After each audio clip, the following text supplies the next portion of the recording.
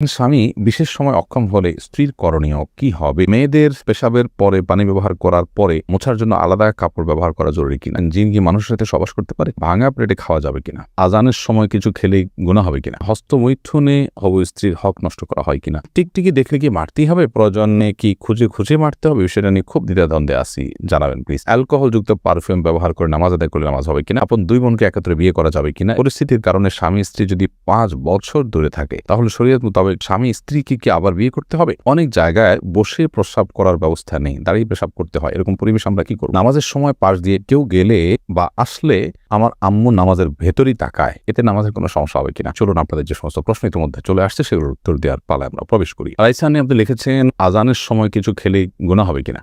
আজানের সময় কোনো কিছু খেলে কোনো গুনাহ হবে না। আমরা অনেকে মনে করি আজানের সময় কিছু খাওয়া পান করা যাবে না, এটা করা যাবে না, ওটা করা যাবে না। আপনি যে কোনো কাজ করতে পারেন। টয়লেটে থাকলে আপনি টয়লেটে কাজও সারতে পারেন। তবে আপনি যখন টয়লেটে নাই, পবিত্র জায়গায় আছেন বা স্বাভাবিক অবস্থা আছেন, তখন আপনি আজান শুনলে আজানের জবাব দেওয়ার চেষ্টা করবেন। এটা হলো মূল কথা। খেতে গেলে খাওয়ার ফাঁকে ফাঁকে আপনি আজানের দেওয়ার চেষ্টা করবেন, কিন্তু আজান হলে কিছু খেতে পারবেন না এমন কোনো কথা নেই। এখানে বিষয় হলো জবাব দেওয়ার চেষ্টা করবেন যদি আপনি পবিত্র জায়গায় থাকেন। আব্দুর রাকিব আপনি লিখেছেন হস্তমৈথুনে হবু স্ত্রীর হক নষ্ট করা হয় কিনা?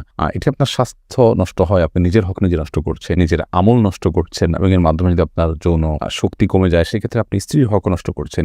অবশ্যই সেজন্য এটি নাজায়েজ এবং গুনাহের কথা হারাম। ফয়সাল আহমেদ আপনি লিখেছেন টিকটিকি দেখলে কি মারতেই হবে? প্রয়োজনে কি খুঁজে খুঁজে মারতে হবে? সেটা নিয়ে খুব দ্বিধাদ্বন্দ্বে আছি, জানাবেন প্লিজ। না, খুঁজেই আপনাকে মারতে হবে এমন কিছু কোনো বাধ্যবাধকতা নেই, বরং আপনার চোখে পড়েছে, উপদ্রব করে আপনি মারবেন, কিন্তু এটার জন্য আপনি খুঁজে খুঁজে বেড়াবেন, এটার পিছে পিছে ঘুরে বেড়াবেন, আপনার অনুসন্ধান করে বেড়াবেন, এই কথা হাদিসে বলা হয়নি। জুলেখা খাতুন আপনি লিখেছেন নতুন কোনো কাপড় পরে না ধুয়ে নামাজ পড়ে নামাজের কোনো ক্ষতি হবে কিনা? নতুন কোনো কাপড় পরলে সেটা ধুয়েই পড়তে হবে এমন কোনো বাধ্যবাধকতা নেই, কারণ নতুন কাপড় মানেই যে সেটা নাপাক, সেটাতে অপবিত্রতা আছে এমনটি নিশ্চিত নন আপনি, তাহলে এটি ধোয়াটা বাধ্যবাধকতা কেন হতে যাবে? তবে হ্যাঁ, আপনারা যদি নতুন কাপড় কেনার পর দেখলেন যে সেখানে কোনো নাপাক আছে, তাহলে ওই জায়গায় সেই নাপাকটা ধোয়াটাই হলো অবশ্যই। অতএব শরীর দৃষ্টিকোণ থেকে নতুন কাপড় ধুয়ে পড়তে হবে এমন কোনো বাধ্যবাধকতা নেই। প্রজাপতি নীর আইডি থেকে আপনি লিখেছেন ভাঙা প্লেটে খাওয়া যাবে কিনা?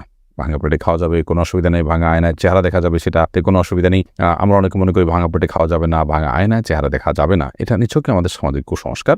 ভাঙা প্লেটে ভাঙা অংশে জীবাণু থাকতে পারে, সেজন্য আপনি ওইটাতে খেলে অস্বাস্থ্যকর হতে পারে, সেটা তো আপনার একান্ত স্বাস্থ্যগত বিষয়, বাট সেটাও তো নিশ্চিত নয়। বিধায় ভাঙা প্লেটে খেলে যে গুনাহ হয়ে যাবে বা নাজায়েজ হবে এটা সেরকম নয়, এবং ভাঙা আয়নায় চেহারা দেখলে কোনো অসুবিধা হবে না। শারমিন আক্তার মিলি লিখেছেন পরিস্থিতির কারণে স্বামী স্ত্রী যদি 5 বছর দূরে থাকে তাহলে শরীয়ত মোতাবেক স্বামী স্ত্রীকে কি আবার বিয়ে করতে হবে? না, 5 বছর কেন, 10 বছরও যদি কোনো কারণে দূরে থাকে, তাদের মধ্যে বিচ্ছেদ বা তালাক না হয়, তাহলে তারা পুনরায় বিয়ে করতে হবে না, তাদের সম্পর্ক টিকে থাকবে তালাক না হওয়া পর্যন্ত। শেখ রোকনুজ্জামান লিখেছেন অনেক জায়গায় বসে প্রস্রাব করার ব্যবস্থা নেই, দাঁড়িয়ে পেশাব করতে হয়। এরকম পরিবেশ আমরা কি করব? যদি কোনো প্রকার ব্যবস্থা না থাকে এবং দাঁড়িয়ে পেশাব করা ছাড়া নিরুপায় থাকেন, তাহলে আপনি অবশ্যই দাঁড়িয়ে পেশাব সেখানে করতে পারেন, যেহেতু আপনি নিরুপায়। কিন্তু নিয়মিত অভ্যাস বাড়ানো সঠিক নয়, কারণ নবী করিম সাল্লাল্লাহু আলাইহি ওয়াসাল্লাম বসেই সবসময় পেশাব করতেন। তবে বিশেষ একবার তিনি দাঁড়িয়ে পেশাব করেছেন এবং সেটি কারণ ছিল এমন একটা জায়গায় তিনি গেছেন যেখানে ময়লা আবর্জনা চতুর্দিকে ফেলেছে মানুষ এবং সেখানে বসার মতো কোনো জায়গা ছিল না, সেজন্য তিনি সেখানে দাঁড়িয়ে পেশাব করেছেন। আরিফ রহমান আপনি লিখেছেন আপন দুই বোনকে একত্রে বিয়ে করা যাবে কিনা? এই বিষয়ে ইসলামিক বিধানকে সম্পূর্ণ হারাম। আপন দুই বোনকে একসাথে বিয়ে করা যাবে না, এমনকি পৃথক করে বিয়ে করা যাবে না।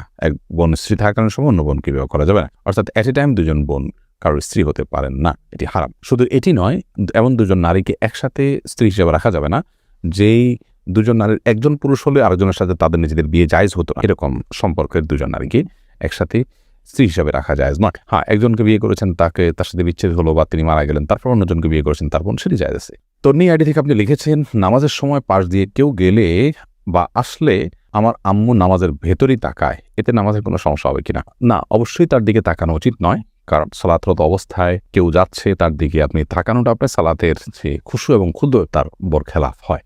বাট যেটি করা উচিত সেটি হলো নবী আলাইহিস সালাম বলেছেন তোমার সালাতের সামনে যদি কেউ যায় তাহলে সেক্ষেত্রে তাকে বাধা দাও। কোনো বর্ণনা আছে তাকে তার সাথে লড়াই লিপ্ত হয়, কারণ সে শয়তান, কারণ সে তোমার মনোযোগকে নষ্ট করছে, তোমার সালাতের এরিয়ার মধ্যে এসে তোমার দৃষ্টিকে আকর্ষণ করে ফেলছে এবং মনোযোগে ব্যাঘাত সৃষ্টি করছে।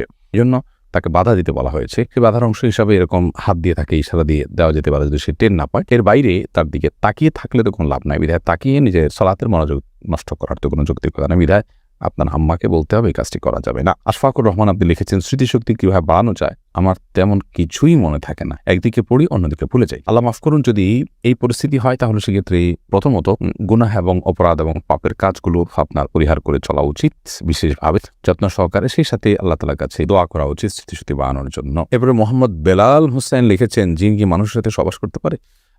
জিন মানুষের স্ত্রী মিলনে মানুষের সাথে সামিল হতে পারে বলে বর্ণনা থেকে বোঝা যায়। বিশেষ করে যখন বিসমিল্লাহ কেউ পাঠ না করে তখন জিন সেখানে সামিল, খুব ভয়াবহ কথা অবশ্য। তো এই জন্য মুসলমান সব ক্ষেত্রেই, শুধু এটি নয়, আপনার খাওয়া দাওয়াতে জিন সামিল হতে পারে, ঘুমের সময়, বাসা প্রবেশের সময় তার সাথে প্রবেশ করতে পারে।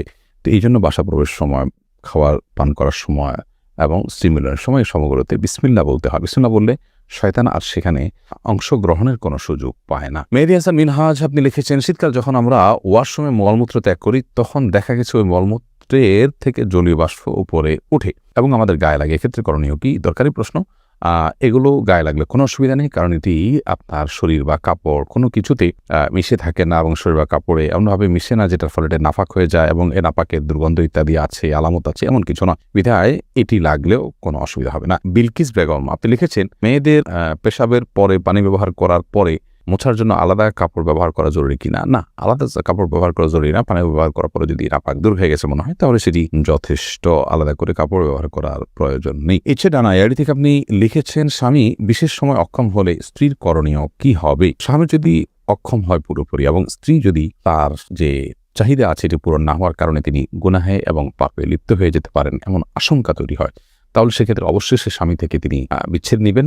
যদি সেটা চিকিৎসার অযোগ্য হয়, চিকিৎসার যোগ্য হলে সেটার জন্য অবশ্যই তিনি সময় দিবেন, সুযোগ দিবেন, চেষ্টা করবেন নিজে। যদি তারপরও কোনো উপায় না থাকে এবং চিকিৎসার অযোগ্য হয় তাহলে সেক্ষেত্রে তিনি সেখান থেকে বিচ্ছেদ নিয়ে অবশ্যই অন্যত্র বিয়ের উদ্যোগ গ্রহণ করতে পারেন। শরিয়া সেই অধিকার তাকে দিয়েছে। মিনহাজউদ্দিন লিখেছেন, অ্যালকোহলযুক্ত পারফিউম ব্যবহার করে নামাজ আদায় করলে নামাজ হবে কিনা? জায়েজ হয়ে যাবে। বিশেষ করে যে অ্যালকোহল আমরা ব্যবহার করি, এখানে যে পারফিউম ব্যবহার করি এটা যে অ্যালকোহল থাকে এটা কেমিক্যাল, এটা খাবার মানে যেটা পানীয় অ্যালকোহল মদ সেটা না, এটা কেমিক্যাল মাত্র। তারপরেও সালাতের কিছুটা আগে ব্যবহার করলে বাষ্প হয়ে অ্যালকোহলটা উড়ে যাবে, তারপর সালাতে কমে, সেটা সবচেয়ে সেফ এবং নিরাপদ। শিমুল আক্তার সুমি আপনি লিখেছেন, আমার ছোট 2টা মেয়ে আছে, ওরা যাতে ভয় না পায় এই জন্য আমি টয়লেটের দরজা খুলে সব কাজ করি, এদিকে আমার কোনো গুনাহ হবে? আপনি টয়লেটে কাজ করেন, এদিকে না দরজা খোলা না রাখলে তারা ভয় পাবে, তাহলে সেটা আপনি করতে পারেন, কোনো অসুবিধা নেই। ইভেন কোনো ওজোর ছাড়াও যদি আপনি দরজা খোলা রেখে কাজ করেন তাতে গুনাহ হবে ব্যাপারটা সেরকম না, কিন্তু এটি বিশেষ করে টয়লেটে যখন ঢুকবেন তখন বিসমিল্লাহ পড়ে ঢোকা, বের হওয়া যখন সময় বিসমিল্লাহ পড়ে বের হওয়া, দোয়া পড়ে বের হওয়া, এটি সুন্নাহ সম্মত। যদি না করেন তাহলে সেক্ষেত্রে শয়তান আপনার সাথে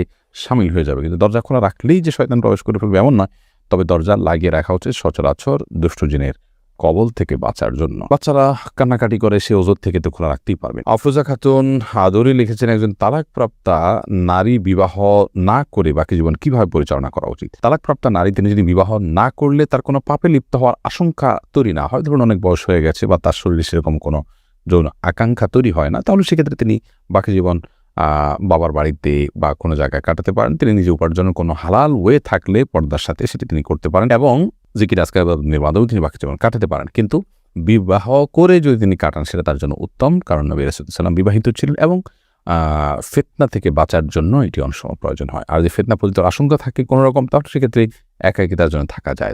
রাসেল ভূঁইয়া আপনি লিখেছেন, কোনো বাচ্চার বিছানায় প্রসাব করলে বিছানার চাদর ওয়াশ করা যায়, কিন্তু জাজিম বা তোষকে প্রসাব করলে ধোয়া যায় না, এক্ষেত্রে করণীয় কি? যেই সব দ্রব্য, যে সমস্ত জিনিসপত্র, আসবাব ইত্যাদি, এগুলোতে পেশাব লাগার পর সেটা পরিষ্কার কোনো বই না, সেটা রোদ ইত্যাদি দিয়ে ওটা আলামত দূর করে ফেলতে হবে। এত বেশি রোদ দিতে হবে, এত বেশি আপনার সেটার দুর্গন্ধ দূরের উদ্যোগ করতে হবে যে সেটাতে নাপাকের কোনো আলামত বা নামলেশ নাই।